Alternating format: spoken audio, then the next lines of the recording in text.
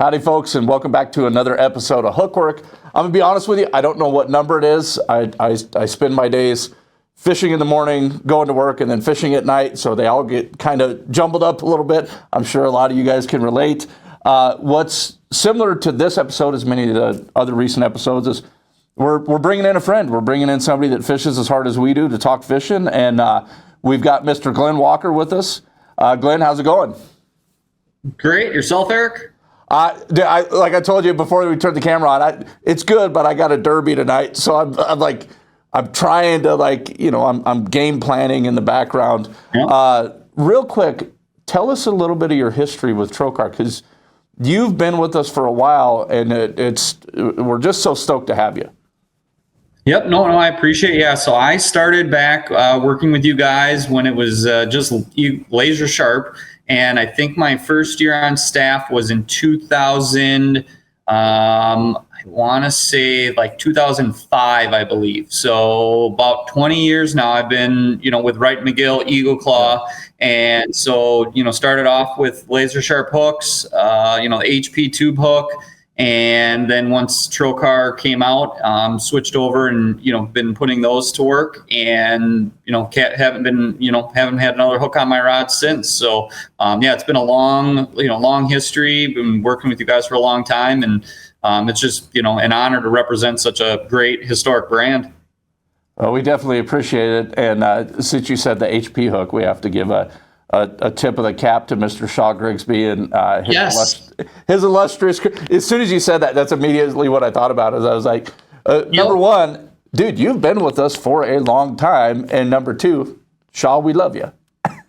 Yep. I can still remember vividly going into I think Kmart back in the day, and the old Eagle Claw packaging with the HP tube hook with Shaw on the package, and that sticks out in my mind. And that was, I think a very iconic hook for, bass fishermen. Yeah. I mean, really, if you think about it, that hook was kind of the first specialty hook in the bass fishing world, which has led into, flipping hooks, drop shot hooks, all those specialty hooks really started with, I think, the HP tube hook. Yeah, it's just, whenever we start talking about Shaw, I get giddy. And I would have loved to be a fly on the wall when that went from concept to production. Anglers started getting it. And we still, to this day, we get calls about the clip, the HP clip, often. So it's just so cool. Now what we're going to do is we're going to do something a little bit different. Okay, we're going to bring a little bit of sports into this. And it'll make sense in a second. So for some of you folks that don't enjoy sports like some of us do, don't worry. It's all going to make sense here in a second. So you played hockey at a high level. You played collegiately. Division III. Yep. So you talk about preparation and all the rest of that stuff. I was reading your bio before we got on here. Not only did you play hockey collegiately, but you played goalie. So when it comes to being a goalkeeper, my soccer is showing when I said goalkeeper. Forgive me, a goalie. Dude, your mistakes are amplified. When you make a mistake as a goalie, everybody sees it. It's not, if a center makes a mistake, a forward makes a mistake, it's usually not that big of a deal. Let's equate that to fishing. As a goalie, you're a tournament angler. If you make a mistake on tournament day, it's amplified. If you don't fish clean, it's amplified. Same thing as a goalie. So when it comes to prep, are there similarities between how you approach goaltending as you do tournament fishing? I think so. And I've been doing a lot of reading this summer because I'm a goalie coach now for our high school team, and then also at the youth levels for my son. And a lot of them, things that I've done or I did, when I was playing and probably should have done more of, on the preparation side, like what you put into a practice for hockey, the work you put in on the ice leading up to a game, matters. You just got to be physically prepared. And I think that goes, with fishing, not just getting your reps in out on the water, being comfortable, just so when you're out on the water, you can just go through your mind is just in it. And okay, when this situation happens, I'm going to do this. But really, I think it's a lot of the mental similarities are really there, because in any sports, and especially goaltending, like you said, when you make a mistake, it's amplified. And in fishing, if you break off, or if you lose a fish, or you run to your best spot and there's another boat on it, if you let your mind just kind of go and spin out, it can be a disaster. Like in any sports or hockey, if you give up a goal and you kind of let it wear on you, you can go from just giving up a goal to giving up 2, 3, 4 goals in a matter of minutes, and then your team's really behind the 8 ball. And I think the same thing goes in competitive fishing, whether it's bass or walleye or muskie, that if you make a mistake, if you don't stop that, the negative energy and negative thoughts you have, you can tailspin pretty quickly. And all of a sudden you go from, losing a fish, which you may have not even seen. You may flip in there, miss a bite, and you don't know if it was a, pike, dogfish, catfish, or it could have been a 5-pound largemouth. You don't know that, but if you just shut out that negative thought of like, man, I missed a fish, and you wear on it, now all of a sudden you're thinking about that missed fish, and you flip back in there and miss another one, or you flip back in there and your drag isn't, too tight or too loose, or you had a little nick in your line, you lose another one, and then it can just snowball so quickly. So I think that's really, like what you see in the top level professionals on, whether it's the Elite Series or the BPT or NPFL, those guys, the guys that do really well, their mental capacity to shut out a negative event, instantaneous, and then turn around and get right back to what they're doing is, I think, the difference between your average angler, average tournament angler, and a true, elite angler. Oh, dude, I totally agree. And there's so much to unpack with that response. And I knew it was going to be good. So the first bit, you're talking about the preparation. When you're talking about playing sports, there's staying physically in tune. And there's certainly an aspect of that when it comes to fishing. But the way that I view that when it comes to fishing is controlling the controllables. That is, that's your gear. Like step one, that's your gear. You know what I mean? It's making sure that you're choosing the right hook. I always start hook back. I never start from the rod and the reel and go forward. It's always hook back. So number one, are you choosing the right hook? Not just to facilitate the presentation, but to maximize opportunity. Because it's two different things. The action to get the bites, of course, is going to be paramount. But the close second is, capitalizing on those bites, choosing the right hook. And then it goes to your line, your rod, all the rest of the stuff. But furthermore than that, like staying tight. You know what I'm talking about. A lot of the guys and gals that are going to be watching this, they know what I'm talking about as well. When you get a fish 5 days in a row, and you're not thinking about hook sets, it's just muscle memory. It's that thing where you're tuned up. This leads into my next question. And then we'll get back to the mental aspect, because that was actually my second one that you already hit on. But how do you stay as focused as you can on the actual mechanics of fishing when you're not fishing every day? A lot of folks, most of the folks watching this, aren't fishing Monday through Thursday and then fishing a derby on the weekend. They have to work a 9 to 5 or their job, and then they got to be their best on the weekend. So, how do you stay as good as you can, as tuned in as you can, as somebody that's not fishing every day of the week? Yep, and I think I kind of have a perfect scenario. I think to that is when I fish, like I have a tournament coming up next weekend for the BFLs.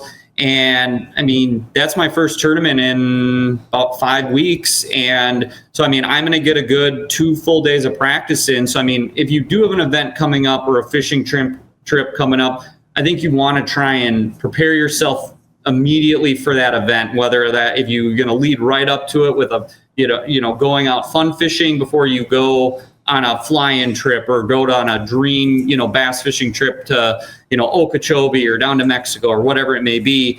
You want to, make sure your gear's working. You don't want to show up, for the official practice or your fishing trip with, like with your reels not spooled up right, your rods, are your inserts in your guides, are those, you're gonna have an insert and a guide pop out.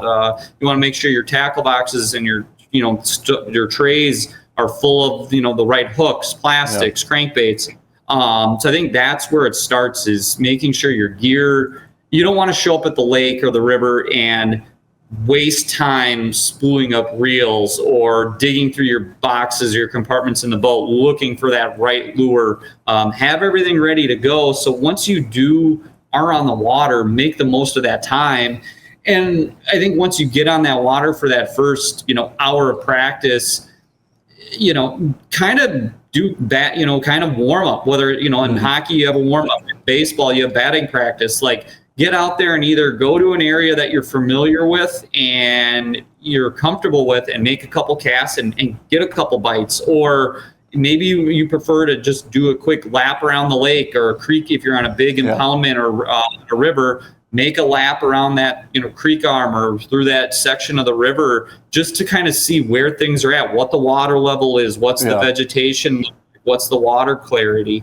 So I think that helps. And then, like, me personally, if I'm going somewhere and I know that there's gonna be a certain technique in play, I'll try to get out, just fun fishing a couple times to kind of perfect that. And my son and I went out fishing last week, a week and a half ago, and I was hoping a shallow bite was going to be good, because I knew this upcoming tournament, the shallow bite is going to be prevalent.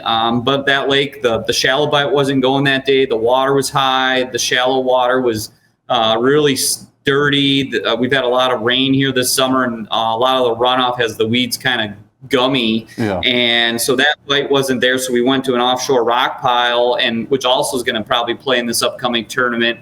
And I kind of wanted to work on my, looking at my Megalive 2 forward-facing sonar and get those techniques, kind of play with those. And my son and I were able to do that. We sat on the rock pile for a couple hours, and I kind of went through various techniques, just kind of catching fish on various things to get comfortable with it. Cycling through a drop shot, a Nico, jigworm. Kind of just keeping things moving. So that way, I'm not just catching fish, but I'm also working on individual techniques. That's cool. And again, so many similarities. Confidence comes from proper preparation. It's across the board with most things in life, really, not just fishing and sports. Now fast forwarding, or actually rewinding back to the mental aspect of it. It's so hard to manage your memories in a tournament situation. Like you said earlier, if you break off, if you lose a fish, of course, I mean, how many times have you set the hook in a tournament, you feel some weight, you're like, this is the one, and it's a channel cat or something like that. Yep. So I love that you bring up, like, look, don't put all this emotional emphasis on a missed opportunity, especially when you don't know what it was. What I try to do, and no, I'm really going to emphasize try to do, is I allow myself about 5 seconds in a tournament to basically beat myself up, because it's one of those things, you got to learn from it, and then I will not evaluate it until the day after the tournament. I'll remember it. Yep. I'll like I said, I get 5 seconds to beat myself up, and then I've got to move on. As a goalie and a tournament angler, does that sound something that you do, or is there something else you do? No, 100%. And actually, two kind of quotes or statements that I've just kind of been reading about is one, a lot of, you'll see in the NHL, a lot of goalies, if they get scored on, they have some kind of ritual or a habit that they do after they get scored on to kind of clear their brain and hit the reset button. That they may skate to the corner and then skate back to their crease.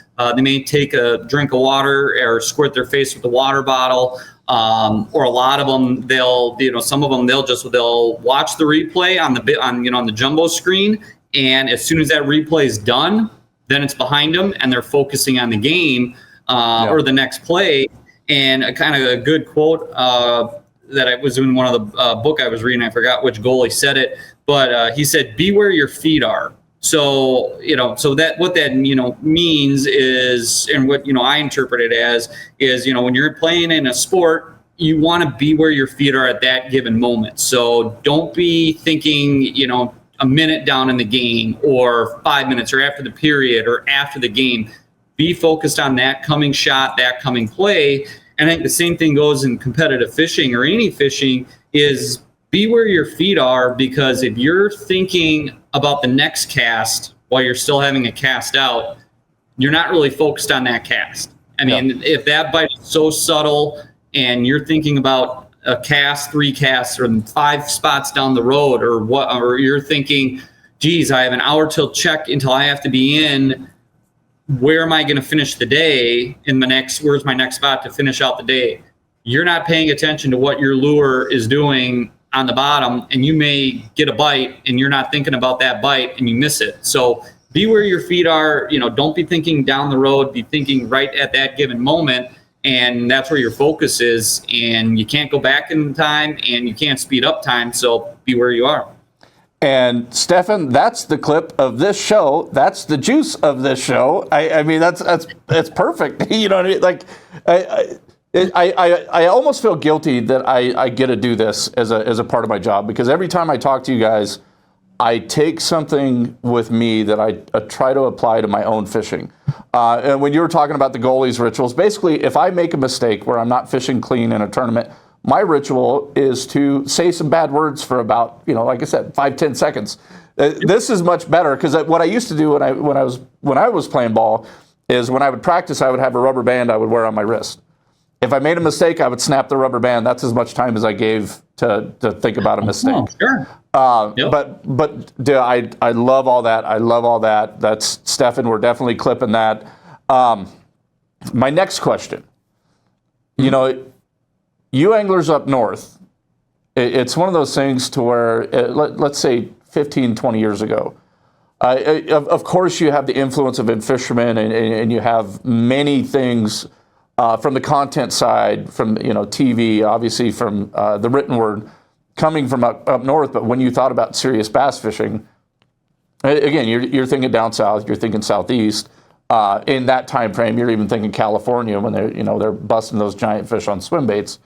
But when it came to great bass fishing, I don't think a lot of folks thought of you guys up north. But you guys up north knew darn sure you had it up there, you know what I mean, and you enjoyed it. What are some things that are unique to northern bass anglers that maybe the rest of us could adapt to some of our waters that, you referenced the jig worm earlier. Is there anything that you guys do that you see relevance that could start spreading across the country? Or maybe it already has, and I'm just not aware. No, I think, within, the last 10 years or so, the northern anglers have come on the scene, from whether it's the Midwest or, Gussie and the Johnston brothers from Canada, Seth Fighter, obviously last year's classic champion, Easton Fothergill from Minnesota. I think the benefit that we have up north is there are a lot of fish and you catch a lot of fish. So kind of that muscle memory you were talking about is northern anglers. We have a short season, obviously. On a best case scenario, our lakes, mid-March, and the rivers open mid-March, and, you can get through on the Mississippi River, sometimes some of the bigger lakes through end of November, and then the Mississippi River, through, you'll get weeks throughout the winter months that certain areas may open up, and if an angler wants to brave it and has like a river boat that they want to drop in and bob around on some ice chunks to get to open water, they can do it. But for the vast majority of anglers in the Midwest, our fishing season is April through October, so pretty short window. But in that time, there's a lot of fish you can catch, and you're able to practice techniques with grass, rock, wood, shallow, deep, clean water, dirty water. So the North, the Midwest, the North Country has a lot of different, situations where those anglers have been perfecting their skills, and they get a ton of that just repetition and muscle memory of catching fish. Right now, if you go to the South, it's hot. It's been hot in Minnesota, and the water temps have been, 80 degrees, mid 80s. So, I mean, they're warm, but you go down south, it's even warmer, and those water temps are mid to upper 80s. And those fish, I mean, it takes a toll on your body to go out in the middle of the day and fish when it's 100 degrees and 90% humidity on a southern, down south. But also those, the fish, they're just not as active during the summer months, and they've already seen pressure, all, 8 months of pressure. So you're not able to catch as many fish, I feel, down south. So the anglers up north, just by going out and be able to catch so many fish on a regular basis, they're able to, I think, just perfect that muscle memory. No, it makes sense. I spent a little time up north with Thomas Allen, and I fell in love with it. It's just, but like you were talking about the frequency, if you're consistently around fish in different scenarios and you're learning little, you know how it is when it comes to tournament fishing. A normal angler can find a spot and it's good enough. Okay, a tournament angler, you have to find the spot within the spot, and then not only that, you got to find out how to trigger strikes when they don't want to bite, when they don't want to eat. And if you guys up north are always around fish, you're going to find those little triggers, those little things that, somebody, even I'll reference Colorado. We're all like the dudes down south are going to go, what are these guys talking about? Now we're up north and now we're talking about Colorado. But for me, like I'm not around fish all the time. You know what I mean? I've got to go looking. If you know that you're around fish and you're like, okay, I could target, I know that this area's got a lot of fish in it. I'm not going to go with the thing that I know that works right now. I'm going to experiment with something else. And if you guys have season after season after season of being able to do that, I mean, it makes sense why it doesn't really matter what league you're looking at right now. There's top names in the Midwest from up north, and like you referenced earlier, up in Canada. It's just it's interesting to see. And now I got to ask you, do you fish a craw tube? Yep. Yeah. So that's definitely one of the things that Minnesota, I think, any bass fisherman in Minnesota that fishes vegetation, flips milfoil, coontail, likes to flip a craw tube. I think that's, obviously been, shown.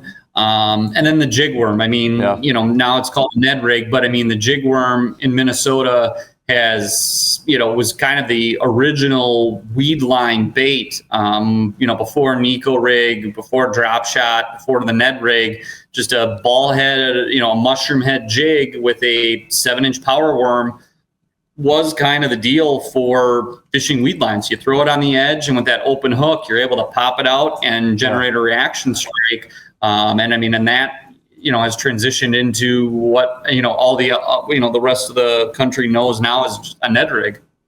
Yeah, it's interesting being I've referenced in fish, I don't know how many times now, and I'm going to continue to do so because it was so influential on me. When I started reading about the jigworm when I was a kid, it's something, it was one thing that I could read that actually caught me fish. There was a lot of techniques that I would read about that I couldn't translate to our waters.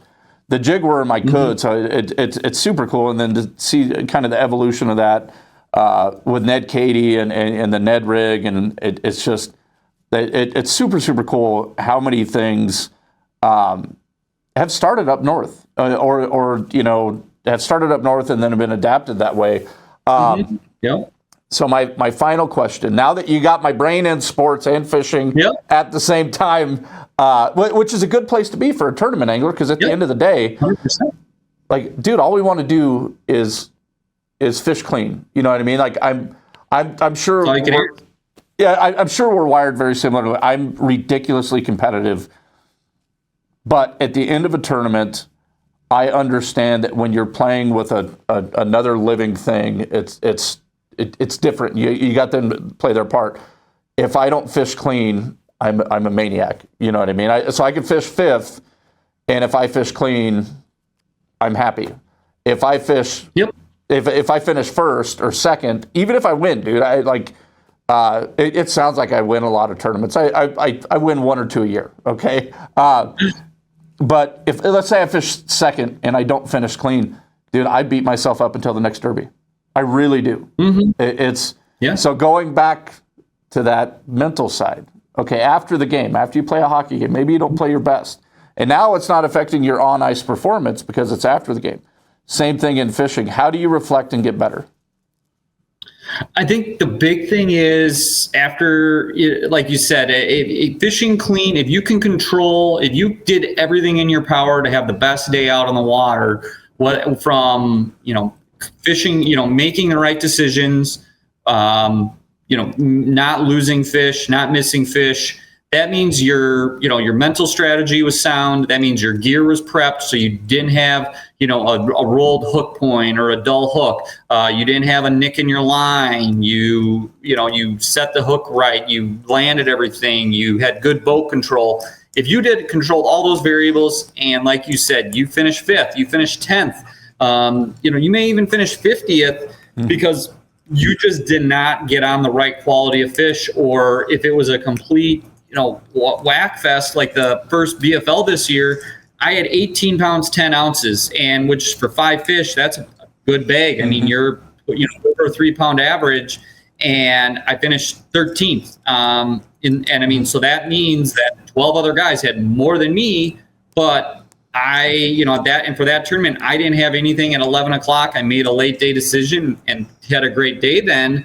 And so I was thrilled because I saved the tournament, got a check, and had a great bag of fish. Obviously would love to have been top 10, top 5 win, but obviously that's not in the card. So I think if you can, after the tournament, do a little debrief, and if you controlled all the variables that you could control, and it came down to just not getting the big bites or finding the big bites. I mean, some of that is on, you, the angler, for not finding that spot, those fish or that quality of fish.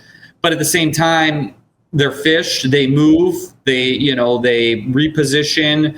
Someone may have got to the spot before you. So you can't beat yourself up, I think, in the end, as far as, not catching the right quality if you did everything in your power. Now, if you cut yourself short in practice, if you completely made a bonehead move and did not look in a common community hole area or a common sense spot, you're like, man, why didn't I do that? And I was like, well, next time you got to do it. And then in terms of like your execution, I think it's still, even if you fish flawlessly, you still maybe need to spend a little time to just thinking like, okay, did I, were there a couple fish that when I unhooked them, when I took the hook out of their mouth, was it, not all the way, did it not go all the way through? Was it just skin hooked? Was it, were they just nipping the back of the bait? Could have I made a switch on color? Could I made a switch on size to get them hooked better, where it just gives you a little bit more security if they would just, want to jump one more time. So I think refining your approach and your tactics after every time you're out on the water definitely helps you just improve your game every time you're going out. I love that, and I love that you're evaluating how you have them hooked. So it's like, give yourself grace, but also always refine. Iron sharpens iron, and if in fishing it's you against you, so you have to sharpen yourself. So I love that. Glenn, this has already been so awesome, dude. I have one more question for you. Yep. And this one's a little bit goofy, but Glen Walker, you're on an island. You get to take one hook with you. What hook is that going to be? And I'm talking model. I know what brand you're taking. What hook are you taking with you? I would take TK 137 Pro V finesse hook. Awesome. And now, why would you take that one? I would take it because I think if you're on an island and you need to be catching a variety of species of fish, you can put whether it's a 3-inch Senko all the way up to a 6-inch, 7-inch Senko, you can wacky rig that thing and you're going to catch whatever it is. I mean, I have caught more panfish this year shallow up around boat docks and inside weed lines on a wacky rig Senko than ever before. So, I mean, you can catch whatever you want on a wacky rig. And I think that Pro V finesse hook just does a phenomenal job of presenting the bait in a very natural manner. So if that water's super clear or those fish are really pressured, it's going to look natural to them. And then when you set the hook, that hook just penetrates perfectly and keeps them pinned. So yeah, I think that's an easy question. A wonderful answer. If anybody's watching this and you're not getting good reception in your cave right now, or up to this point you haven't got it, the TK137 is our most requested hook from our pros. It's super, super relied on by everybody. I don't care. Look at our pro staff. Instead of naming everybody, look at our pro staff.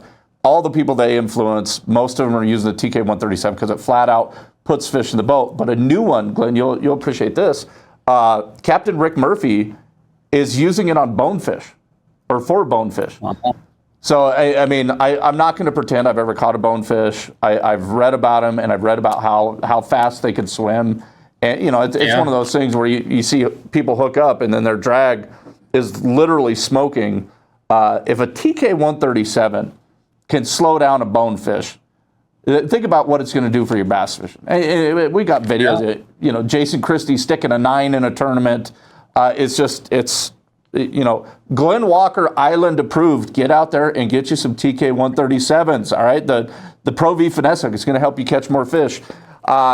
So, Glenn, the very last thing I promised. I basically have one last cast in some of these questions.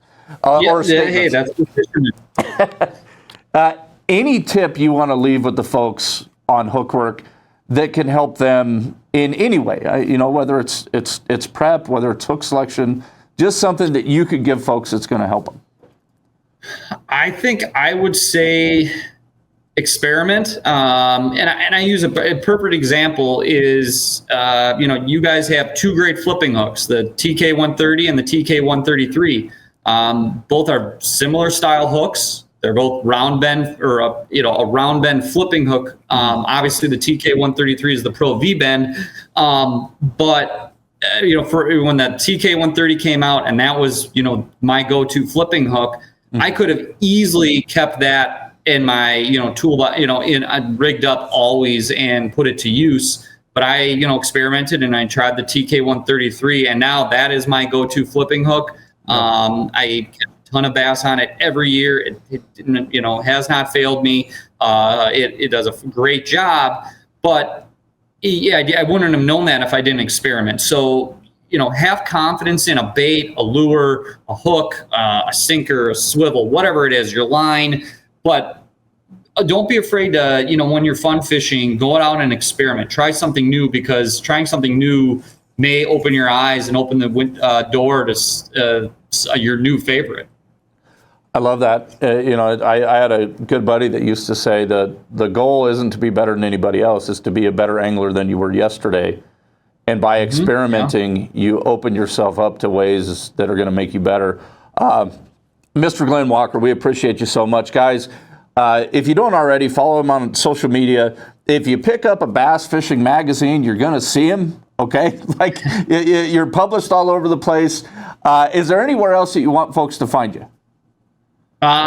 Social media, Glen Walker Fishing, write for Bass Angler Magazine, Western Bass, Game and Fish, and then YouTube channels, Bass Fishing Videos. So if you have any questions, send me a DM or a message, and definitely glad to help out. And can't thank you guys enough for all the support over the years. Of course, and dude, how cool is that in fishing that when you have somebody that's influential on your life or they help you, you can reach out to them. And guess what? In fishing, they'll talk back to you. You know what I mean? Yep, exactly.